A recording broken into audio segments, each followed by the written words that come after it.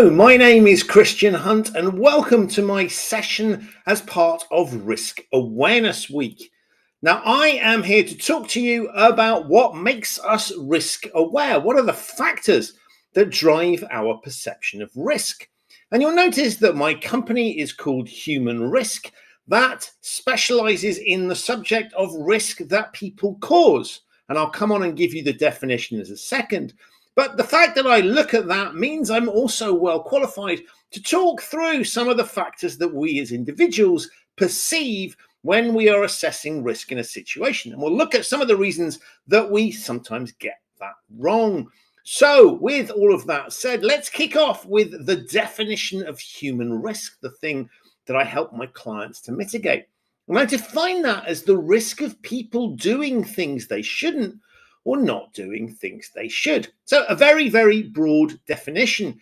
Now, the reason I have that broad definition is that I think it's really important to recognize there are a range of things that we can do or not do that can pose risk to ourselves, to our employers, and to society as a whole. And you'll notice in the definition, it talks about doing things or not doing things. Very vague definition there. Obviously, the word things, not something we normally see in a definition, but I wanted to capture the full spirit of all of the potential things. I use the word things because I don't always know what those might be. Notice also doing things they shouldn't or not doing things they should. We often tend to think of risk as being people taking risk, making mistakes, placing bets. But actually, if there's something really important that you need to do, maybe lock a door, for example, and you fail to do it, that can pose just as much risk. So when we think about humans taking risk, we think about action, but actually inaction can be just as dangerous if the thing that we're not doing is really important. And it gets a bit more complicated, which is why we have this cube in front of us.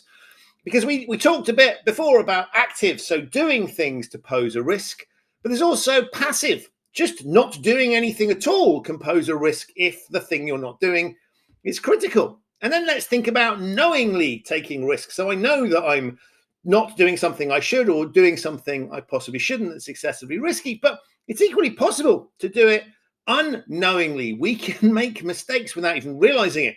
If you ever watch one of those sort of comedy shows where somebody leaves a trail of destruction in their wake, there's a really good example of someone unknowingly taking risk. And then, of course, there's motivation. People deliberately taking risk or potentially accidentally doing it. Both perfectly feasible. We've all been there and done that in some regard. And then, of course, when we think about risk, the other challenge we have is that we very often identify with the person that is left holding responsibility for whatever's gone wrong. Person kind of holding the proverbial package when things go wrong. That's the end of the race here, little individual running. But it's also possible that actually risk can be caused by someone else, someone at the start of something. So if you have a system that's been badly designed, then actually the person designing it can cause mayhem later on down the line. And so we might look to the individual that is crossing the line, that's holding the thing when it goes wrong. But actually it's not their fault at all. It's the fault of the person over here. And it's a really good illustration, this example of human risk, of the sorts of challenges that we can face when we start to think about the dynamics of what drives risk. All of these factors come into play. And then when we shift into the real world of human risk, what does this mean? Let's have a look at some examples of the sorts of things where we see risk occurring, people doing things they shouldn't or not doing things they should. In other words, miscalibrating the risk. If we are causing human risk, it means we've miscalibrated some way, shape, or form.